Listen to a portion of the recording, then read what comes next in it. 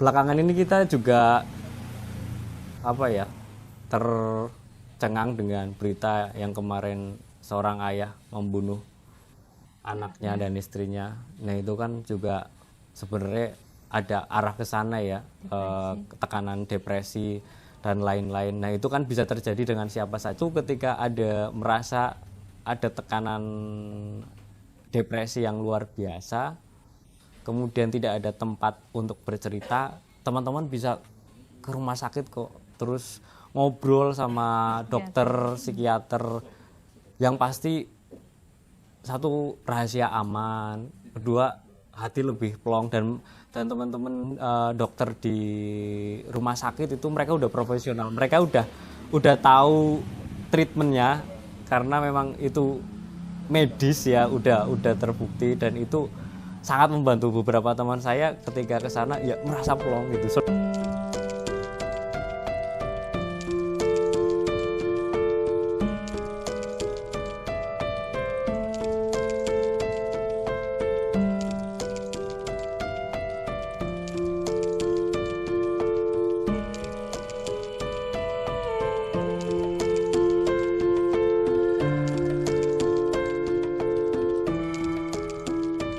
Wabarakatuh.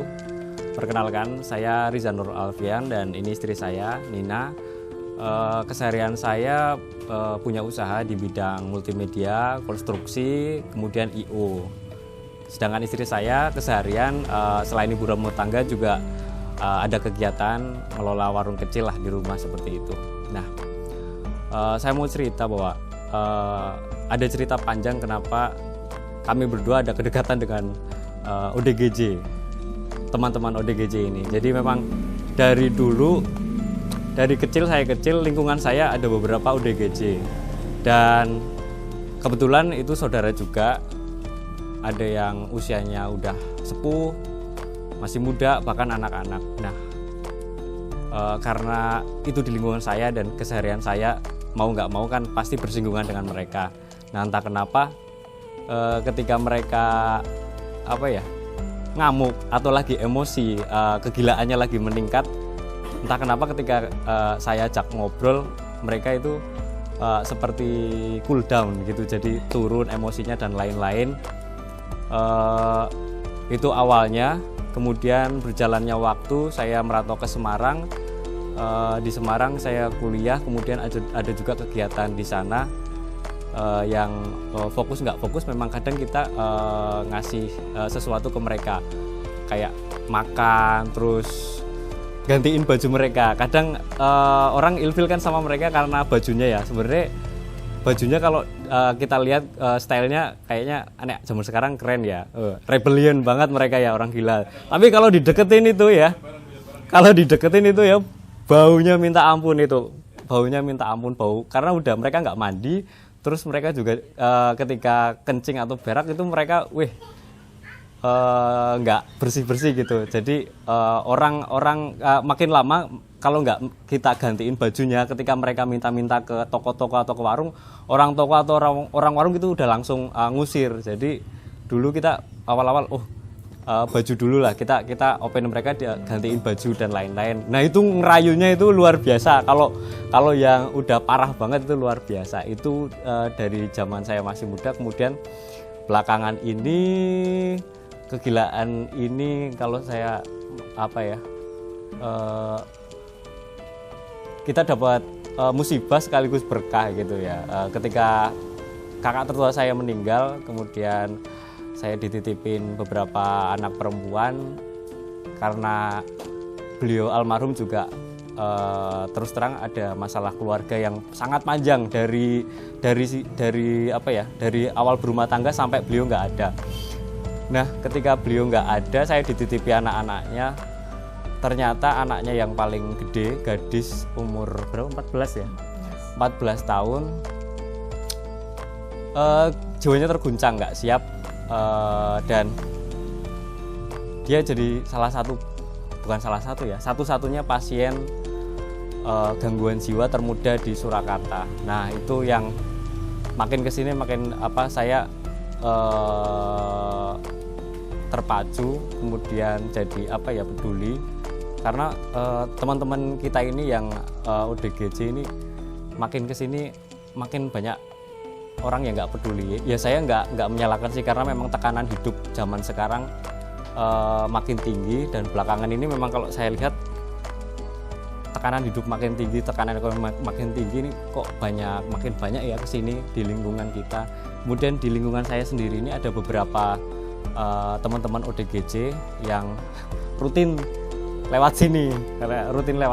Nah ya kadang sih awalnya iseng, karena saya kerja sering stres. Nah saya ajak ngobrol mereka, saya nyambungnya malah ketika stres nyambungnya sama beliau-beliau itu, teman-teman ODGJ, nyambung ngomongnya.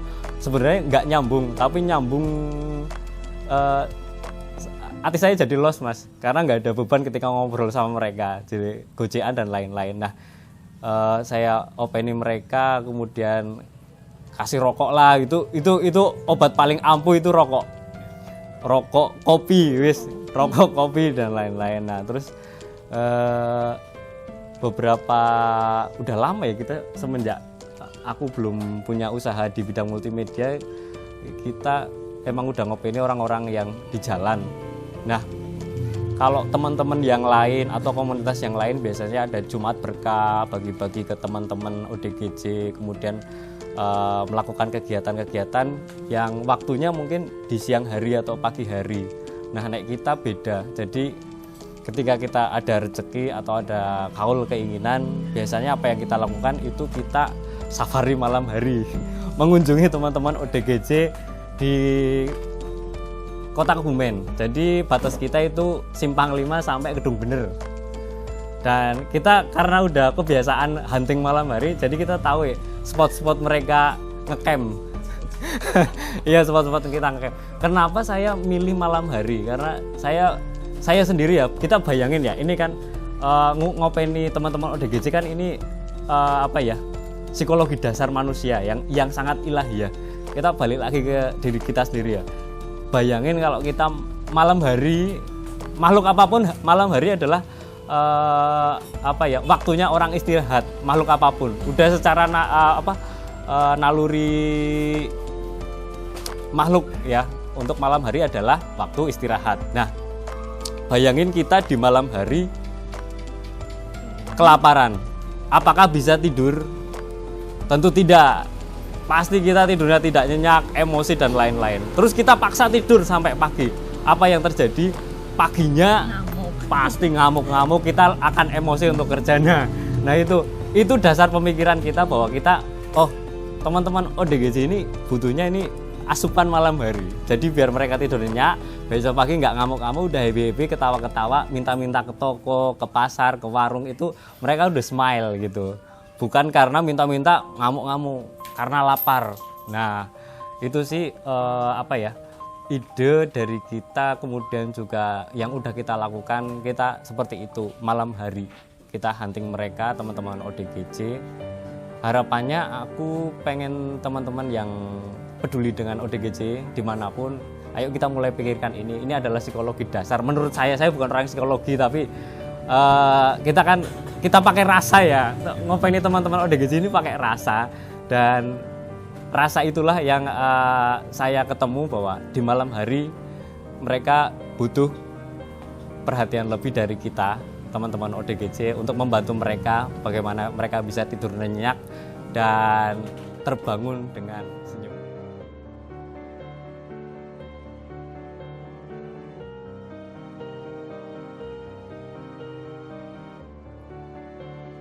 Ketika saya ketemu istri saya dulu, kita jalin hubungan ya, kadang dia juga ngomong aneh gitu. Saya orangnya aneh, nyeleneh, baik dalam bersosialisasi maupun dalam berkomunikasi dengan orang. Terus seperti itu. Kemudian dalam perjalanan ketika saya ngasih itu kan pasti namanya istri ya, pasangan gitu, aduh duitnya eman-eman dan lain-lain, aduh kenapa gitu. Nah itu gimana ya Mah, aku ngomong ke kamu kan, ya udah kita sedekahnya potongnya ke teman-teman ODGJ ini atau teman-teman yang ada di jalanan ini. Nah Mungkin Mama bisa cerita nih kegiatan Mama masak-masak terus nyediain waktu untuk kita jalan-jalan malam hari. Kalau pasangan yang lain itu jalan-jalan malam hari nongkrong. Kalau kita cari orang gila. Iya, jadi biasanya kita rencanakan, ya enggak? Kamu bisa cerita apa ya? Biasanya masak apa? Adanya bahan di rumah aja. Semisal kalau lagi nggak ada bahan ya kita beli ya. Iya, biasanya kita beli ya. Terus kalau semisal ada uang yang kurang, kita biasanya belinya mentahan. Kayak cuma minum sama snack gitu aja. Ya, jadi maksudnya kadang kita kalau ada uang lebih terus kitanya lagi repot, kita beli dari teman-teman penjual makanan gitu. Nasi bungkus atau nasi padang atau chicken kayak gitu, terus kita bagi-bagiin. Nah, kalau ada ada keinginan tapi uangnya kurang, kita masak sendiri. Kemudian mungkin bisa cerita Mak kemarin pas Idul Adha. Pas Idul Adha, karena alhamdulillah banyak banget dagingnya kita dapat lumayan banyak. Jadi waktu itu aku masak buat rumah kok kebanyakan. Jadi sekalian lah dibungkusin sama dikasih sayur yang lain. Kita cari malam-malam cari ODGJ, kita putar-putar kota. Alhamdulillah ya. Ya, sold out. Semua lumayan lah. Habis semua. Iya, jadi ketika Idul Adha kan momen berkah buat kita ya umat Islam gitu ya. Terus makin kesini ternyata ekonomi kan makin meningkat ternyata ya. Dari tahun ke tahun sharing untuk daging kurban makin banyak gitu, dan itu bisa sampai berapa bulan nggak habis. Nah, bayangin kalau kita tiap tahun rutin gitu, udahlah kita masak sekilo aja, sisanya kita bagi-bagiin dalam bentuk masakan mateng untuk teman-teman di jalan dan ODGJ itu. Wah, berkahnya nanti akan efek domino gitu. Jadi berkahnya nggak hanya yang korban tapi kita yang korban untuk masak dan dibagikan, seperti itu. ODGJ juga jarang makan daging ya? Iya, ODGJ juga jarang makan daging. Jadi kita zolim sekali ketika Idul Adha kita party nyate. Mereka ODGJ itu nggak juga pengen loh ngerasain daging kambing, daging sapi gitu. Kan nggak ada yang kepikiran itu.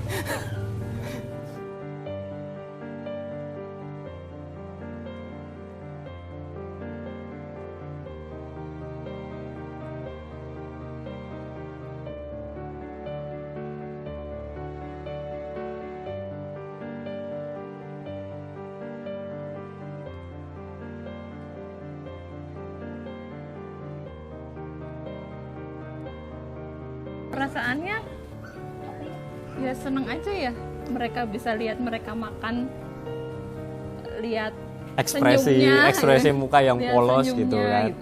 Mereka kan sebenarnya polos gitu, pikiran mereka polos dan menyempit dalam imaji masalah mereka. Teman-teman ODGJ seperti itu, jadi dunianya sempit banget, dan ketika kita ngasih kebaikan mereka akan membalas kebaikan dengan kepolosannya mereka, karena imaji mereka tentang masalah mereka itu sempit banget gitu.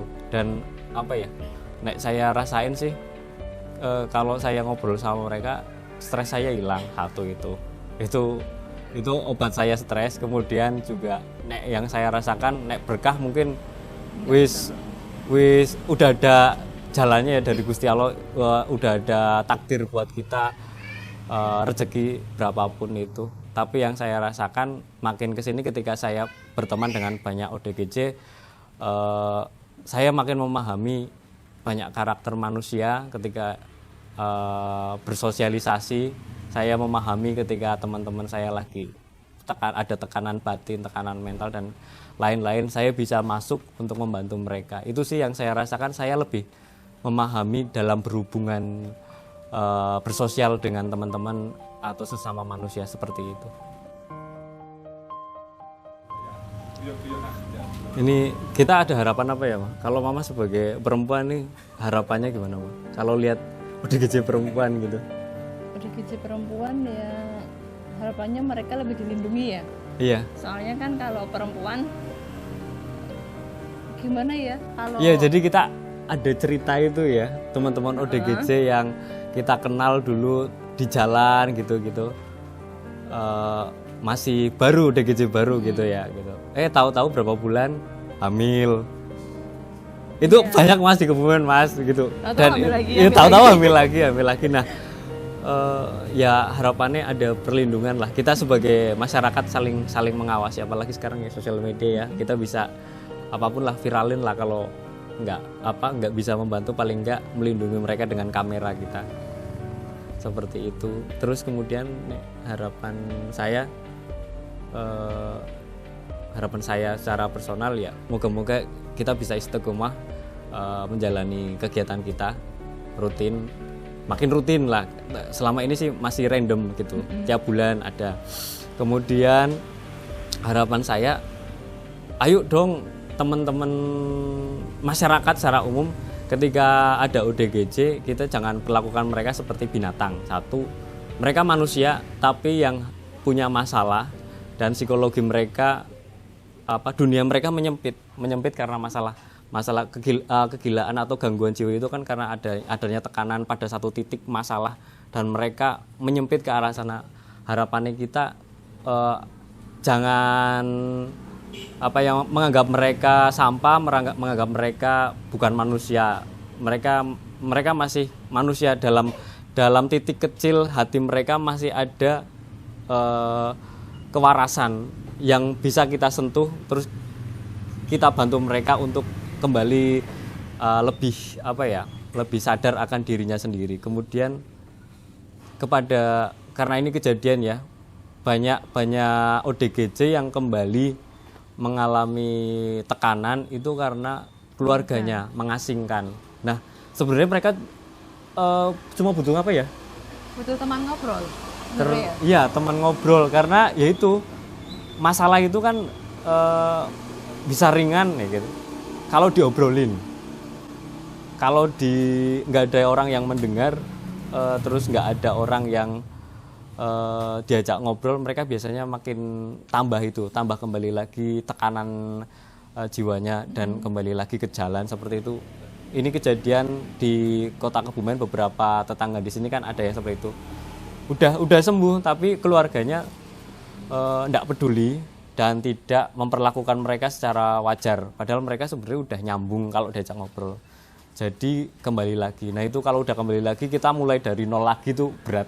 Jadi harapannya kalau ada saudara kita, tetangga kita yang ODGJ kemudian udah sembuh, ayo kita bareng-bareng ngopeni mereka, bersosialisasi dengan wajar dengan mereka, bercanda dengan wajar, ajak ngobrol sebanyak-banyaknya sehingga mereka merasa dirinya normal, seperti itu.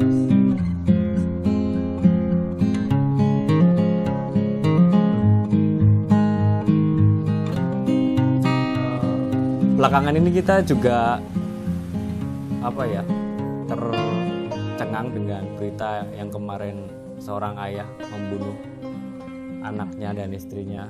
Nah, itu kan juga sebenarnya ada arah ke sana ya, tekanan depresi dan lain-lain. Nah, itu kan bisa terjadi dengan siapa saja, dan beberapa saudara saya, teman dekat saya sudah ada yang tekanannya itu terlalu berlebih.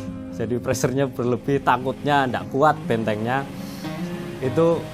Dan kebetulan karena ada saudara kita ya, Mbak Yulia, psikolog juga, jadi kita sedikit paham tentang psikologi. Kemudian aku sih meyakinkan teman-teman ya, kalau satu, ketika merasa ada tekanan depresi yang luar biasa, kemudian tidak ada tempat untuk bercerita, teman-teman bisa ke rumah sakit kok, terus ngobrol sama dokter, psikiater, yang pasti satu, rahasia aman, kedua, hati lebih plong, dan teman-teman dokter di rumah sakit itu mereka udah profesional, mereka udah tahu treatmentnya, karena memang itu medis ya, udah terbukti, dan itu sangat membantu. Beberapa teman saya ketika ke sana ya merasa plong gitu. Saudara saya ada juga cerita, aku kemarin udah ke sana gitu. Gimana? Wah,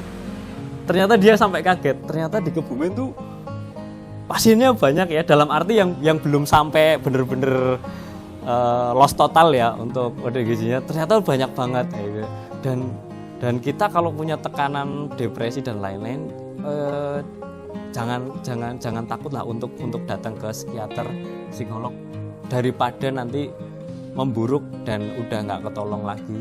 Dalam arti tetap bisa ditolong tapi akan lebih berat. Jadi mending kalau udah ada tekanan yang berat dan kita udah bingung mau kemana, kita udah sholat dan lain-lain, kita masih punya tekanan yang besar, sebenarnya kita butuh teman ngobrol. Dan teman ngobrol terbaik ketika Anda depresi, teman-teman depresi, ke psikolog, ke yang profesional. Itu saran dari saya ketika nggak punya teman gitu, karena sekarang banyak orang-orang yang introvert, itu bahaya banget introvert sekarang.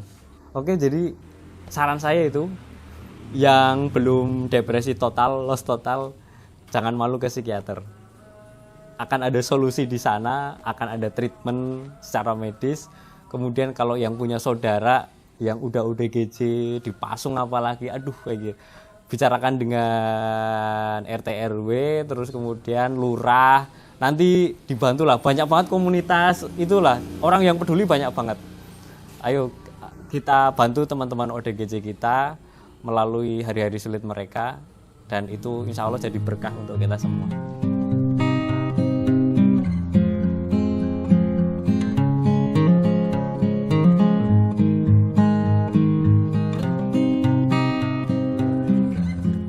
Saya Rizal Nur Alfian. Saya Nina. Kami sekeluarga siap membantu teman-teman ODGJ di Kebumen. Ayo mari bantu mereka bersama. ODGJ adalah teman kita.